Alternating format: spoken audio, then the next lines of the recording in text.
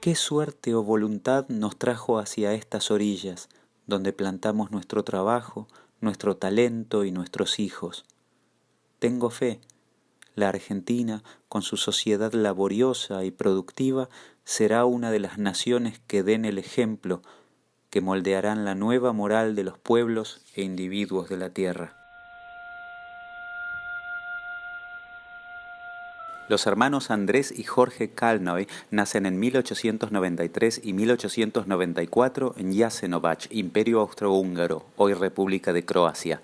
A mediados de la primera década del siglo XX se trasladan a Budapest y estudian en el Colegio Politécnico de Budapest, la Real Escuela de Construcciones.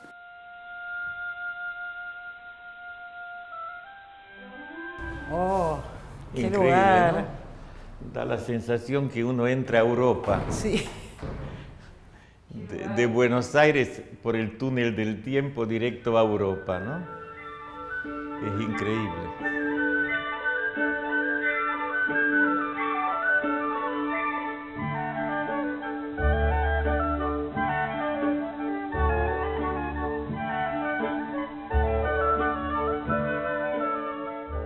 Es muy difícil en estas casas tan personales, es muy difícil insertar las refacciones y las cosas nuevas porque enseguida traiciona el carácter espíritu. original, claro, el espíritu original.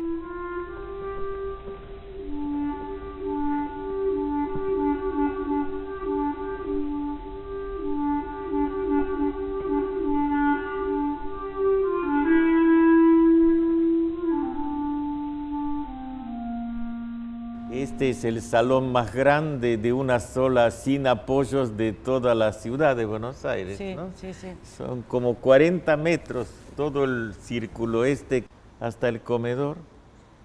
Y esta parte de la casa se mantuvo exactamente igual como lo hicieron los Kalnoy, ¿no? Sí, como lo hizo Jorge Kalnoy para este coleccionista, ¿no? Méndez González.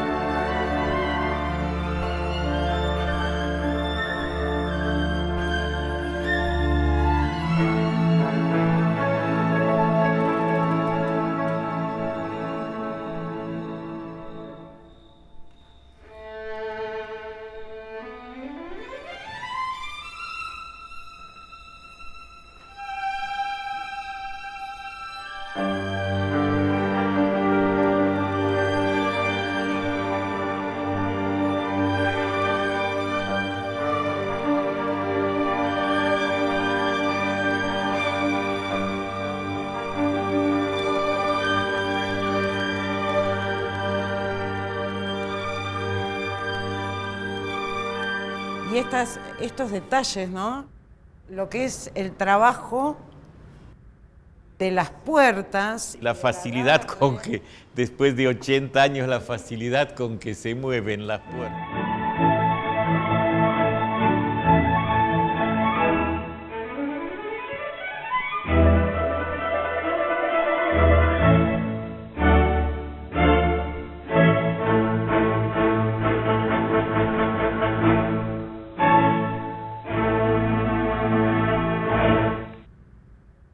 Bueno, yo creo que Andrés Kalnoy llega a la Argentina con su hermano, con Jorge, en 1920, en una circunstancia de una posguerra donde para nosotros los americanos en general había sido la crisis final de la decadencia europea como modelo.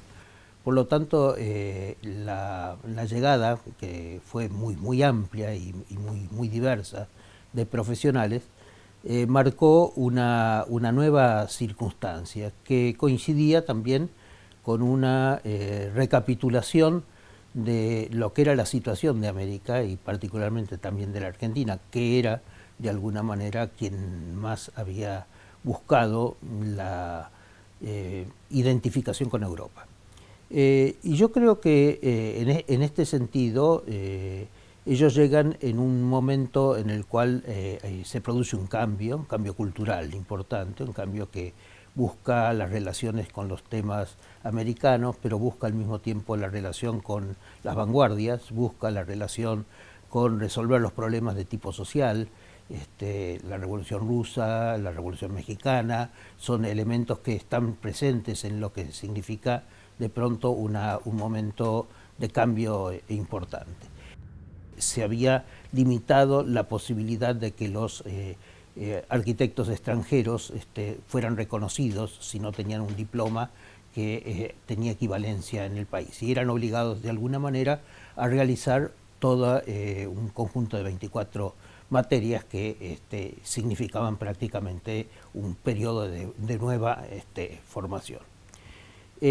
Los Kallna, como muchos otros, llegan con una práctica importante. Quizás si uno analiza por su propia digamos, formación, la formación es una formación empírica, es una formación práctica, una formación instrumental, vinculada por una parte a las teorías de las artes, y eso lo demuestra muy claramente las propias bibliotecas de los Kallna, que tienen una bibliografía muy amplia, revistas artísticas, es decir, y además estamos ante personas que pintan y dibujan, es decir, estamos ante artistas, estamos ante arquitectos y estamos ante gente innovadora.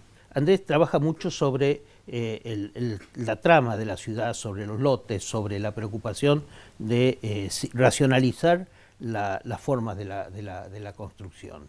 Es un hombre preocupado por la economía de la construcción. Y eso tiene que ver también con sus ideas. Más allá de infinitud de proyectos, grandes proyectos y demás, es un hombre que trabaja, ¿no es cierto?, sobre pequeños conjuntos de viviendas, sobre remodelaciones. Es un testimonio permanente de construir ciudad. Comienzan los dos trabajando como dibujantes con distintos estudios, y al mismo tiempo se anotan como en pequeñas empresas, porque tampoco podían anotarse, como les decía, como arquitectos. Es decir, tenían la Sociedad Central de Arquitectos no los admite como socios, y entonces ellos van a participar de un movimiento lateral, que es el movimiento de los constructores, arquitectos, constructores y afines, que se llama CASIA, ¿no es cierto?, que dará origen a una revista, y donde están grandes figuras de la arquitectura. Estará Palanti, estará Gianotti, estará Durgé, estarán los Kallna, obviamente, y todo un gran, digamos, conjunto de arquitectos que, llegando después de 1905, ¿no es cierto?, no tienen posibilidad de que les reconozcan su título. Salen de Budapest con Jorge. Hay que entender que ese año 19 pasó absolutamente de todo, desde que, por ejemplo, Budapest de repente fue invadida por tropas rumanas. Había en algún momento varios gobiernos simultáneos, y económicamente también era bastante poco alentador.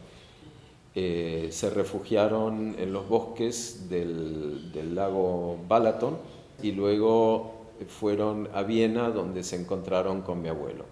Y en un principio pretendían ir a Estados Unidos. Salen de Viena con una mochila con ropa, una maleta con libros, y empiezan a caminar siempre en dirección sur. Llegan a Milán, y recién llegados a Nápoles ven que hay en un escaparate de una naviera se anunciaba la salida de un buque mercante de un puerto unos kilómetros al sur de Nápoles llamado Torre d'Annunziata. El barco sale, a mitad de camino del Mediterráneo, el barco recibe nuevamente la orden de dirigirse al Río de la Plata, subiendo por el río Paraná hasta San Nicolás, donde desembarcan, toman el ferrocarril para llegar a Buenos Aires.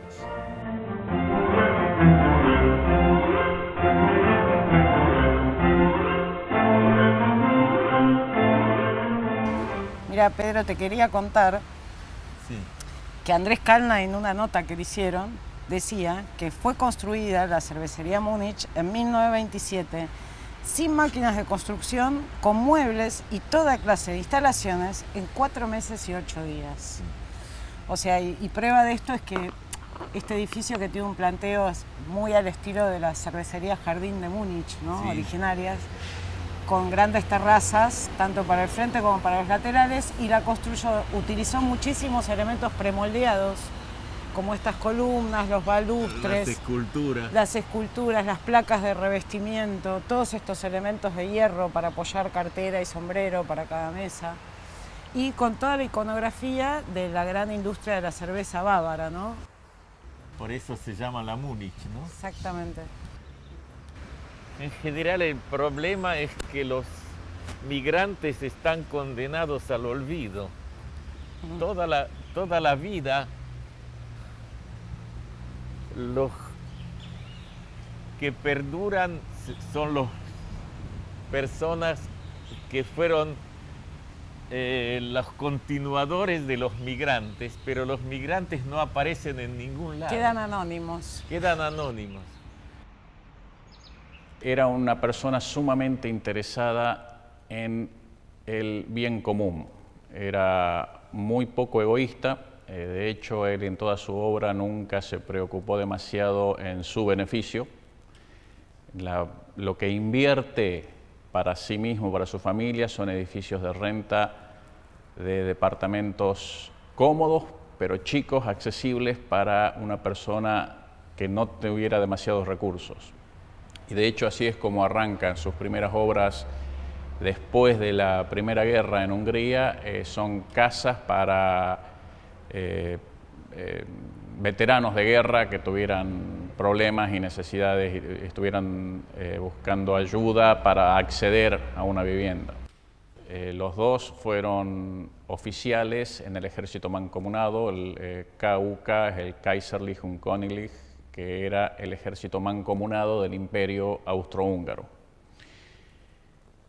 Jorge, no sé tanto de Andrés, pero Jorge era profundamente pacifista. Él era un objetor de conciencia, pero además tenía un concepto del deber que no sé si entraba en conflicto con su pacifismo, pero se negó a usar armas.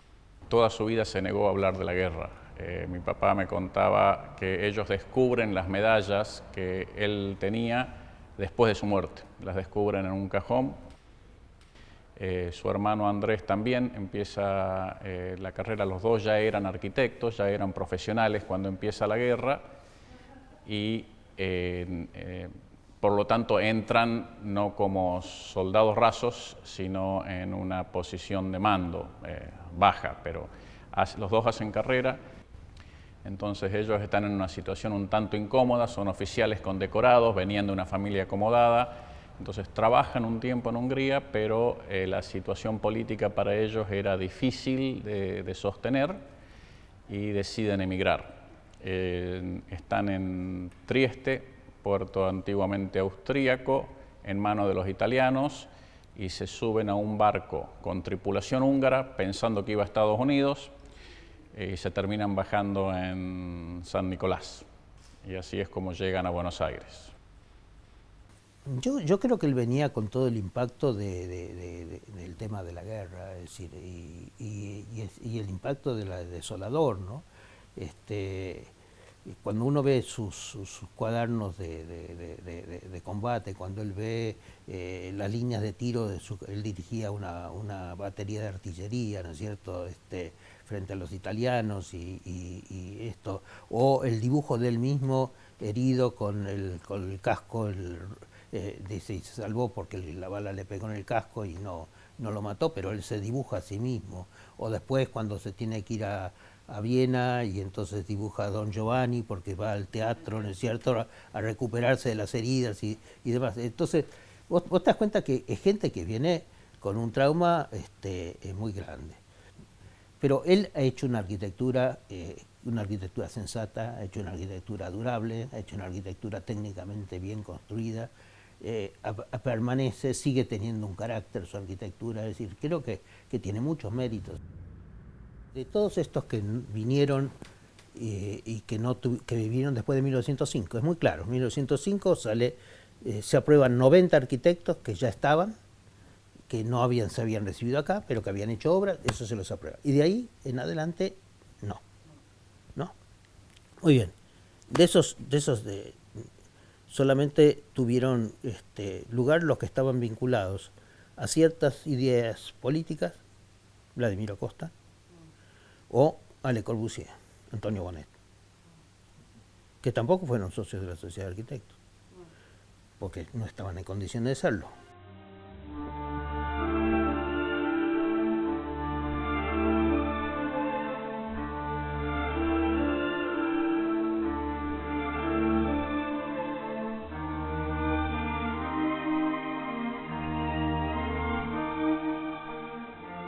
El esquema del edificio, viste que tiene como un eje de simetría en donde se enfatiza ese eje con el volumen curvo que a su vez remata en el templete, que como decíamos es un elemento muy característico de la arquitectura de Andratx, ¿no? Sí. Tanto en el Club Regatas de Chascomús, en Chalet de la Cruz Roja, bueno, en varias casas. Y después el otro elemento muy típico de su arquitectura es el remate con las pérgolas, que en este caso a su vez rematan en pequeñas gárgolas con imágenes de animales. Uno se queda acá y cada segundo uno descubre una nueva faceta, una nueva manera de resolver un tema, una nueva ornamentación. Cada minuto uno descubre algo nuevo. Es como que es un edificio que es interminable para ver, para observar, sí. ¿No? Cada elemento podría ser una pieza de diseño, ¿no? Y además que de hecho, él para este edificio diseñó hasta la vajilla, o sea, equipamiento, vitros.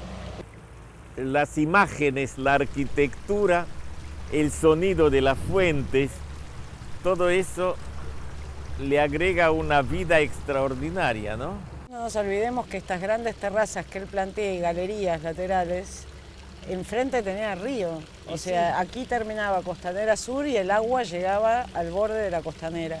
Con lo cual esto debía ser una cosa muy agradable y de un gran contacto con el Río de la Plata.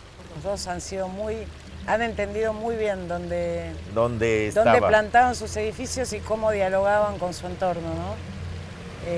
Creo que ambos, de hecho este edificio que está en un gran espacio verde, cómo incorpora el verde a través de estos espacios semicubiertos, o sea, y además ahora este contrapunto con este nuevo madero que aparece acá atrás, ¿no?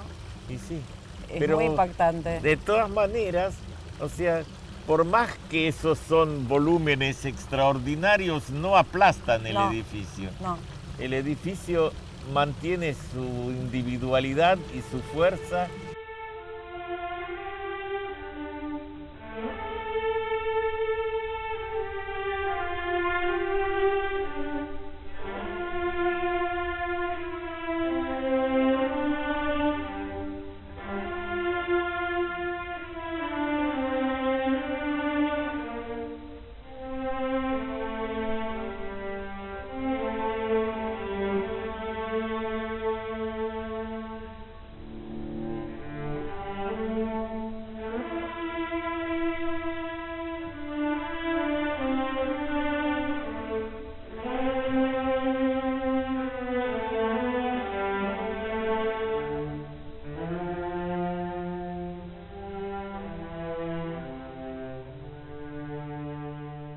Yo pienso, por ejemplo, en Andrés Calnay haciendo el proyecto de edificio de una planta oval que estaría al lado del Colegio El Salvador.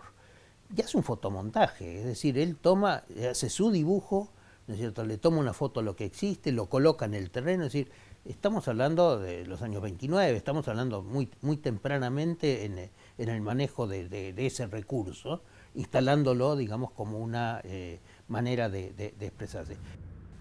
Pero esa arquitectura moderna, si vos la tomás con Calnay, con Andrés, ¿no es cierto?, te vas a encontrar con que es una persona que sigue manejando el lenguaje de la ornamentación y la decoración como un elemento básico para enfatizar ciertos elementos de la estructura. Es decir, no es que el ornamento para él es delito, es decir, no a adhiere. En cambio, Jorge tiene otro matiz. Jorge está mucho más vinculado, si vos querés, a una arquitectura racionalista.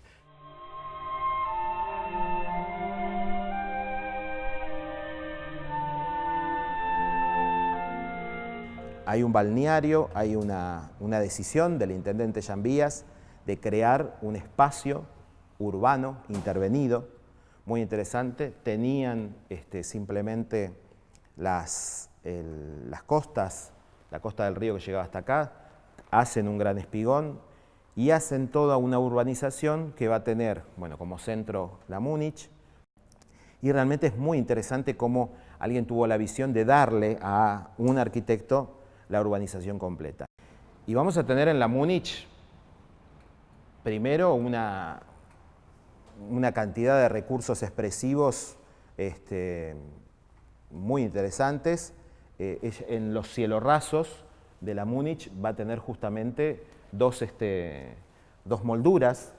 Una va a representar a dos íconos arquitectónicos de la ciudad alemana, que va a ser el Rathaus o la alcaldía, y la famosa iglesia que tiene dos torres de cúpulas acebolladas simétricas. Esos dos medallones van a estar dentro de la Múnich y va a ser un lugar interesantísimo desde todo punto de vista de unión y fundamentalmente de un gobierno que pensó en ese momento de hacer obras para la gente y obras populares, porque realmente acá se juntaba muchísima gente.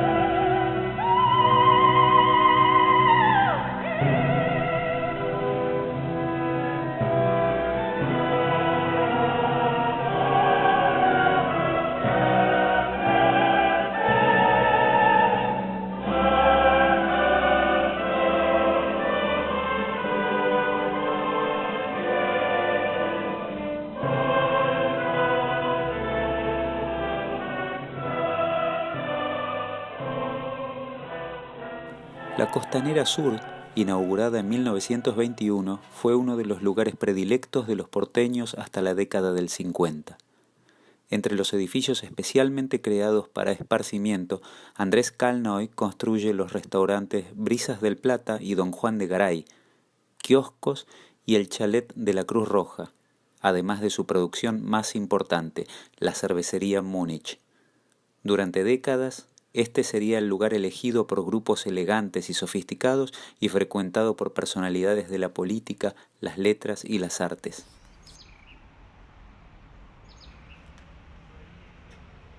Las entrantes y salientes, los tréboles, las pérgolas curvas, de arriba, el remate, el último, ese sombrero del coronamiento. Claro. Después todas las claraboyas que rematan a cada una de las ventanas, ¿no?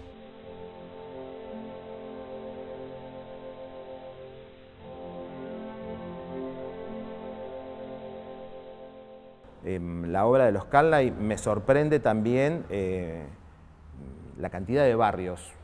Normalmente, con esto de ir caminando la ciudad, Andrés Kalnoy va a ser quizá uno de los arquitectos que más barrios haya cubierto dentro de la ciudad.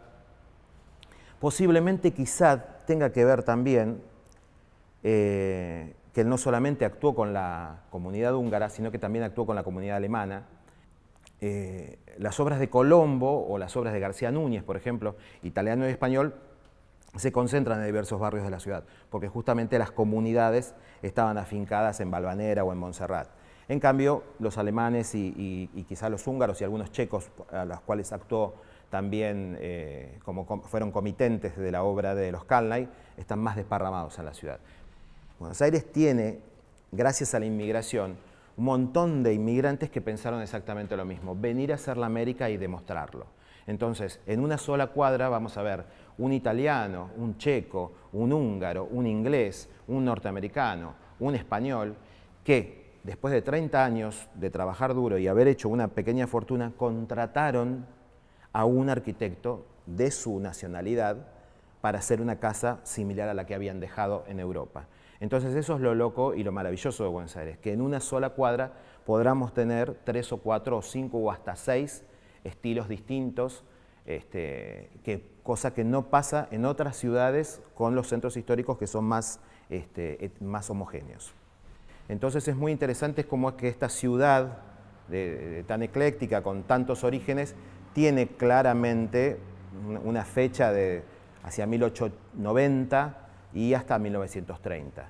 O sea, esos son los 50 años de la explosión arquitectónica de Buenos Aires, donde vamos a ver Art Nouveau, donde vamos a ver neoclasicismo francés, donde vamos a ver el neorrenacentismo italiano, donde vamos a ver el modernismo catalán, que es la variante del Art Nouveau. Entonces, esa Argentina bajada de los barcos, que llegó, que trabajó duro, que hizo su negocio y que pudo contratar a un paisano. Es interesantísimo caminar por la calle y ver como, por ejemplo, hay constructores italianos que en un radio de 10 cuadras han hecho 8 o 9 casas y no han hecho otras casas. O sea, mirando las firmas, podemos ver que a veces están, no sé, Bonsignori y la dirección, Artes 20, y la gente era una publicidad, porque la gente iba hacia el lugar. Nos pasa con las bóvedas también, que tienen las bóvedas los constructores. Entonces es muy interesante como ver cómo la ciudad se va armando. Una de las cúpulas más llamativas de la ONCE es el mercado Merlini. Ese mercado realmente destaca por su cúpula dentro de ONCE y tiene el famoso síndrome de la planta baja arrasada.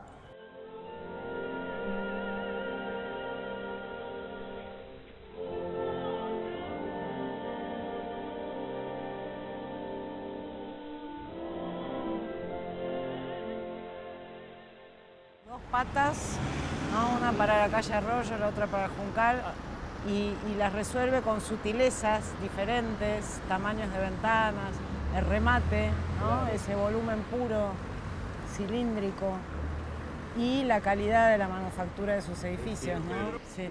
No, y el concepto de lo que era el diseñador íntegro, ¿no? Que claro, diseñaba desde el edificio hasta el más último detalle. Claro, además vos fijate que los pisos son igual que en la otra casa de Travertino. Sí.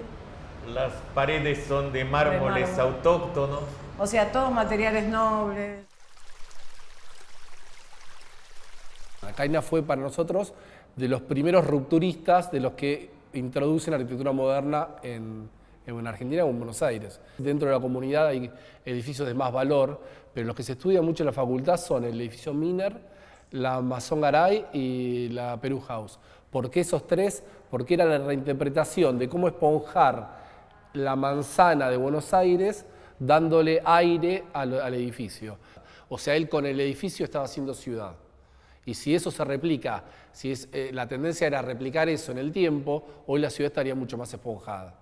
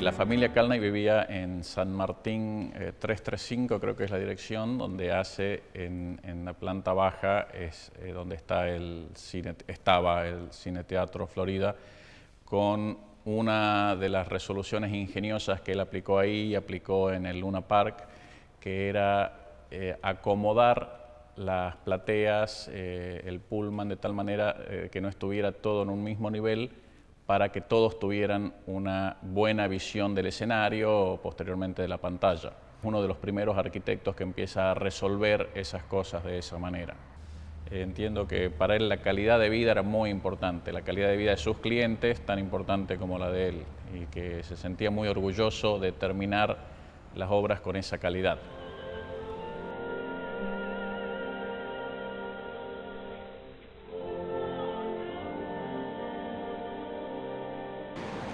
Este edificio magnífico es pariente del que está en Arroyo y Esmeralda.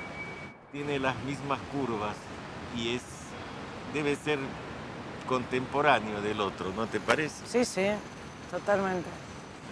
Sí, además acá nuevamente vemos, como en el de Arroyo, el que mencionaste recién vos, el respeto urbano que tiene Jorge Kalnay, ¿no? Y cómo trata distinto lo que da el parque a Barrancas de Belgrano, que es donde estamos nosotros, y la otra calle, que es de características muy distintas, mucho más angosta, cómo se despega de las medianeras en los pisos superiores, y estos balcones curvos, la velocidad que le da, ¿no?, a la fachada, horadados. Acá de nuevo vemos, como en el edificio de Arroyo y Juncal, cómo él opta por el movimiento moderno, ¿no?, con este lenguaje despojado, puro, revoques blancos, estas líneas curvas de la esquina. Bueno, este es el famoso edificio del diario Crítica, lleno de simbolismo de todo tipo, y es el edificio que empezaron haciendo los dos y lo terminó Jorge, y acá está, y es una relación que después continuó e hicieron juntos con los Botana, con Natalio, la quinta de Natalio en Don Torcuato, donde estaba el mural de Siqueiros, y ahora está en la Casa de Gobierno. ¿No sabes, Pedro? Te quería leer esto que decía Jorge Kalnay de este edificio, que dice: en la fachada del edificio destinado a una gran publicación se acentuarán simbólicamente los ideales y la vida de un diario moderno. Y como finalidad principal de todos los actos de nuestra vida, el hombre lo será también en grado supremo para el periodismo. Concepto este que vemos simbolizado en las figuras de hombre y mujer, frutos supremos los mismos de la misma planta, en actitud de ofrenda al gran sol espiritual que derrama su esplendor desde la parte más alta del mismo marco.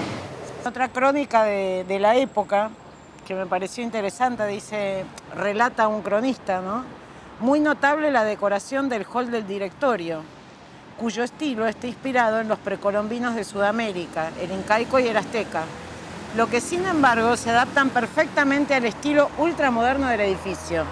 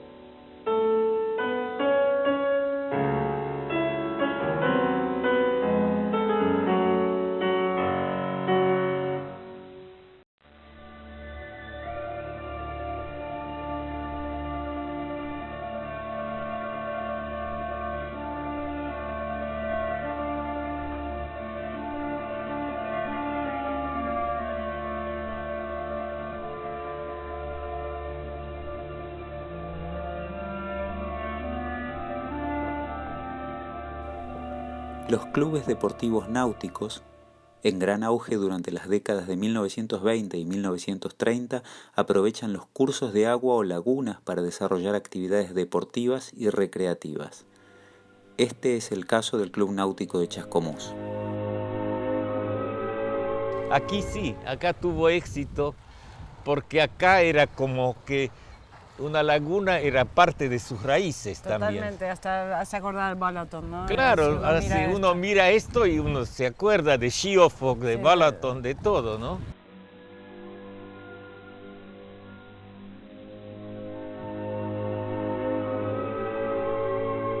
Había cierta pica entre las distintas comunidades, porque los españoles estaban entre ellos peleados porque los republicanos y los monárquicos, los italianos no digamos. Había un grupo que decía, ¿por qué vamos a hacer un club cosmopolita? Y empezaron a trabajar en la idea de un club social cosmopolita donde pudieran ir todos, donde pudieran, no sé, confraternizar, ¿verdad? Y no pelearse. Bueno, que enseguida las cosas empezaron a crecer y enseguida todo el mundo se paraba a mirar, como es lógico, a ver cómo se estaba levantando el club, ¿no es cierto?, cómo se estaba trabajando. Por supuesto, la electricidad se daba por una empresa inglesa, como corresponde en esa etapa, ¿no es cierto? John Osborne era un fanático de los deportes y no podía creer que nadie nadara ni remara en Chascomús. ¿Qué hizo? Creó el club. Estas escaleras que abrazan este cuerpo cilíndrico son de una belleza. Además hay una cosa que me impacta mucho de este edificio y en general de la obra de András Kálmán, que son los espacios de transición, ¿no? O sea, cómo entiende el paso del exterior al interior.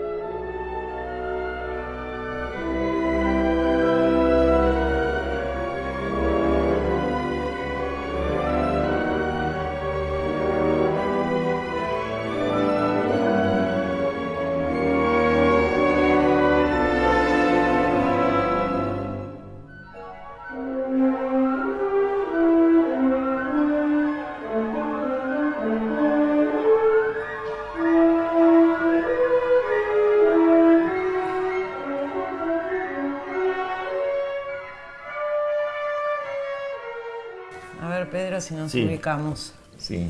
Acá está. ¿A dónde está el reloj? El club social debe ser por acá. Sí. ¿No?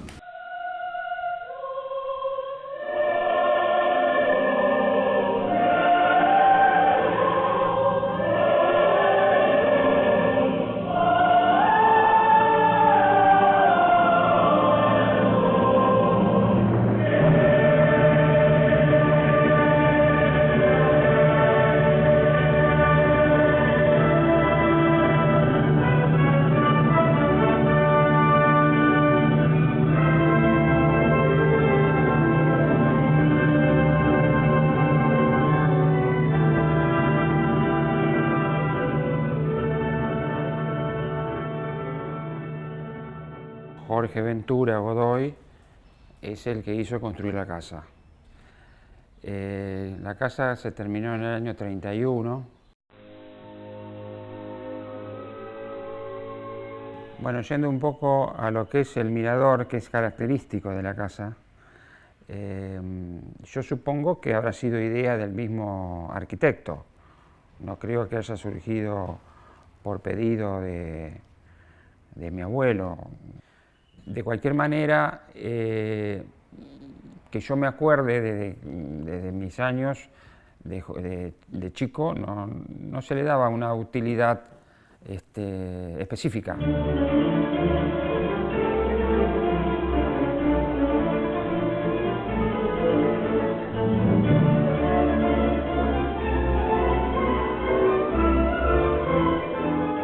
Lo que yo quería comentarte era el tema de las columnas estas que vienen de Hungría, que uno los ve en Brancusi también, que se inspiró en las columnas, en los Kopiafa y en las tumbas, que eran como monumentos recordatorios de almas, cómo llegaron aquí a la Argentina a través de los Kálmán.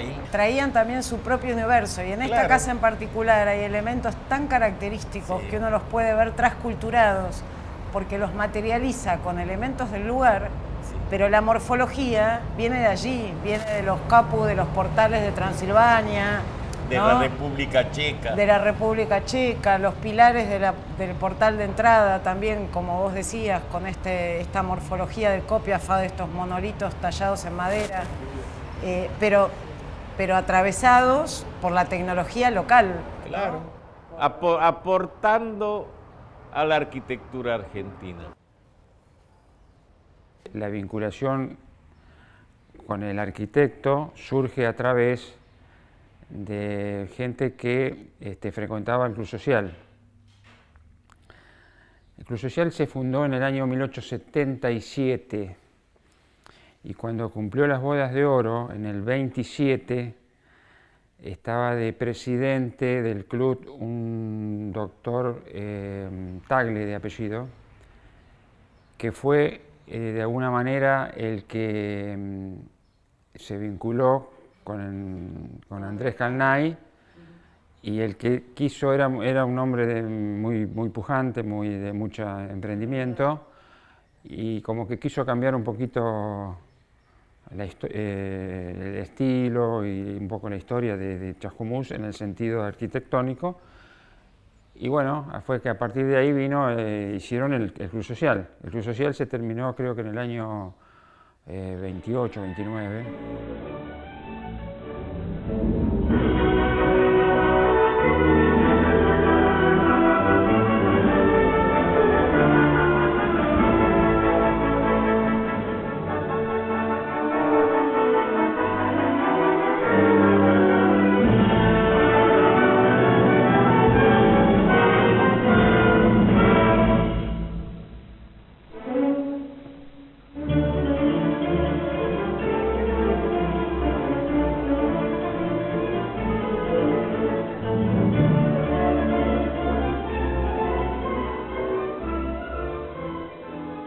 Uno de los edificios más hermosos y cómodos que hemos conocido y que contará nuestra ciudad.